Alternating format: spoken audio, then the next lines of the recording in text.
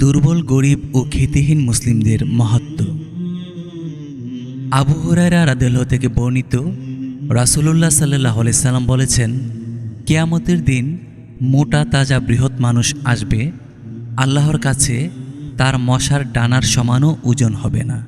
সূত্র সহিহ বুখারী, হাদিস নং 4729।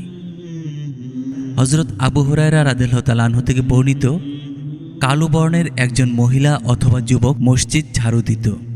রাসূলুল্লাহ সাল্লাল্লাহু আলাইহি সাল্লাম তাকে একদিন দেখতে পেলেন না, সুতরাং তিনি তার সম্পর্কে জিজ্ঞেস করলেন। সাহাবীগণ বললেন, সে মারা গেছে। তিনি বললেন, তোমরা আমাকে সংবাদ দিলে না কেন? তারা যেন ব্যাপারটাকে নগণ্য ভেবেছিল। তিনি বললেন, আমাকে তার কবরটা দেখিয়ে দাও।